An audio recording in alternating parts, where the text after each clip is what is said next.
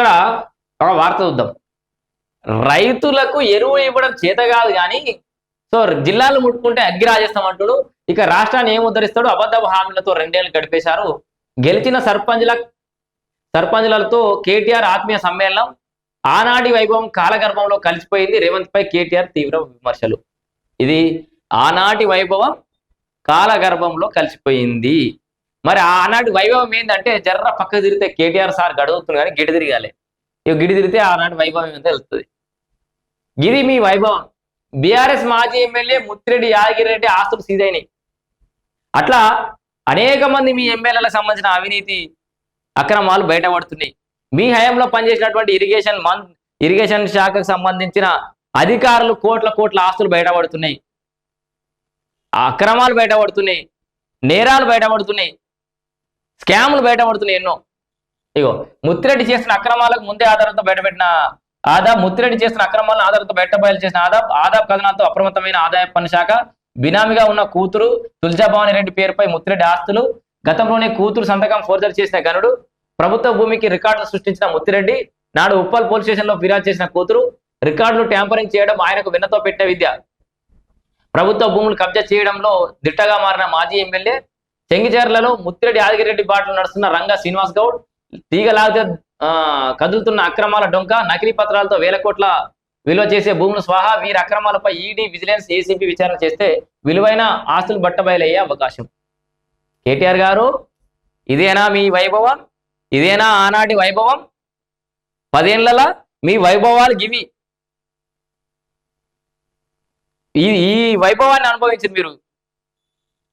విలాసవంతమైన జీవితాలు అనుభవించారు మీరు. విలాసవంతమైన విల్లాలు కట్టుకుని మీరు 1000 కోట్ల రూపాయలు సంపాదించారు మీరు. 100 ఎకరాల భూములను సంపాదించారు మీరు. ఇది మీ వైభవం. మీ 10 ఏళ్ల వైభవం గురించి చెప్పాలంటే 100 ఏళ్ళైనా సరిపోదు. ఏది నువ్వు ఎమ్మెల్యే అయ్యేనాటికి నీ ఆస్తి విలువ ఎంత? ఇప్పుడు నీ ఆస్తి విలువ ఎంత? మీ చెల్లె నీ దగ్గరికి సిరిసిల్ల పర్యటన వచ్చే టైంకి ఎందుకు రద్దు చేసుకుంది? అందరు ఎమ్మెల్యేలే అందరి లెక్కలు బయట పెట్టింది కదా. ఎందుకు రద్దు చేసుకుందంటే ఆమె కూడా నువ్వు చెప్తావు, ఆమె చెప్తుంది. ఇక ఓడిచిపోయా కథం. ఇక్కడ క్లియర్గా తెలంగాణ సమాజం ఒక్కసారి క్లియర్గా ఆలోచించరు బై. ఇక ఊకే ఈ పంచాయతీ రోజు మొత్తుకుంటుండు వీడు, నువ్వు ఒకటి మోపైనవరా, కొత్త బిచ్చగాడు, పొద్దెరగాడు, ఇట్లా రకరకాల కామెంట్లు పెడతారు కదా. నేను మీకు ఒక్కటే అడుగుతున్నా, సింపుల్ ముచ్చట. మీరే ఇజ్జత్ ఎట్లా తీసుకుంటారో చూడరు. హరీష్ రావు పాల వ్యాపారము, భూములు అక్రమ సంపాదన, అది ఇది అని చెప్పేసి ఆయన చేస్తున్నటువంటి విషయాలన్నేమో కవిత బయట పెడతారు. హరీష్ రావు అనుచరులేమో కవిత ఎక్కడెక్కడ భూమి సంపాదించింది, ఎక్కడ పైసలు సంపాదించిందో కవిత మీరు పెడతారు. ఎవరు పెట్టేటి అబద్ధమో చెప్పు, మీరే చెప్పు. మీరు అనుకుని సాగురి మాకు ఎంటర్టైన్ చేయాలి. ఆమె అంటే కవిత ఎమ్మెల్సీగా ఎవరి హయాంలో ఉంది? మీ హయాంలే కదా, మీ బాపు బిడ్డనే కదా, మీ బంగారు తెలంగాణలో భాగమే కదా. మరి ఆమె చేస్తుందని మీరే ఖరాఖండి చెప్పబడుతుంది. ఇట్లా చేసింది అట్లా చేసిందని మీరే పోస్టులు పెట్టబడుతుంది. బీఆర్ఎస్ హరీష్ రావు అనుచరులే పెట్టబడుతుంది. అంటే మీ హయాంలో మీ బాబు కళ్ళు మూసుకపోయినాయా? మీ హరీష్ అన్న కళ్ళు మూసుకున్నాడా? గంత అవినీతి జరుగుతుంటే, గంత అక్రమాలు జరుగుతుంటే ఎవరికి వాడు అవినీతి అక్రమాలు చేసుకోరు, గుడ్డు సప్పుడు కాకుండా ఉన్నారు. ఇప్పుడు పంచాయతీ సరికి బట్ట బయలవుతున్నాయి. ఇది దొంగలకు పంపకాల కాడ తేడా వచ్చిన ముచ్చట్నే తప్పితే ఇది పెద్దగా ఏం లేదు. వాళ్ళ తెలియకుండా వాళ్ళ హయాంలో ఎంత అవినీతి జరిగిందో వీళ్ళు పెడుతురు, వాళ్ళు పెడుతురు.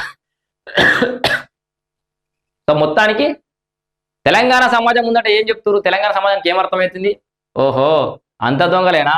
కేటీఆర్ కబ్జాలు చేసిండు, హరీష్ రావు కబ్జాలు చేసిండు, కవిత చేసింది, కేసీఆర్ చేసిండు, అవినీతి అందరు చేసిరా అని సమాజానికి అయితే అర్థమైపోతుంది. కుల్లా ముచ్చట. ఎవడో తీసుకొచ్చి మిమ్మల్ని బయట పెట్టే అవసరం లేదు. ప్రకృతి మొత్తం బయట పెట్టేసింది. మీ పని బయట పెట్టేసింది. మీ పని అయిపోయింది. ఇక మీరు ఎంత చొక్కాలు తెచ్చుకున్నా, జబ్బాలు దరుచుకున్నా మీ పని కథం. ఏమైనా నిజాయితీ గల కార్యకర్తలు ఉంటే ప్రత్యామ్నాయ మార్గాలు ఎంచుకోరని ఎప్పుడో చెప్పిన. ఆ పార్టీ పని అయిపోయింది. ఇక లేవదు అది. ఇగో బీఆర్ఎస్ మాజీ ఎమ్మెల్యే ముత్తిరెడ్డి యాదగిరి ఈయనే కాదు, ఇట్లా సుట్టు వేసుకోవడం పోతే మత్తుకొస్తాయి. మీ ఆనాటి వైభవం గురించి చెప్పాలంటే ఒక వార్డు మెంబర్లు సర్పంచులు ఎదిరించి వానికి ప్రశ్నించే పరిస్థితి లేకుండే మీ వైభవంలా.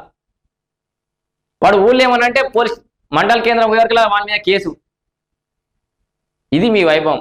నిర్బంధ పాలన, నిరంకుశత్వ పాలన, నికృష్టపు పాలన. వైభవం అంటే ఆనాటి వైభవం లేకుండా పోయిందంటే ఏం వైభవం?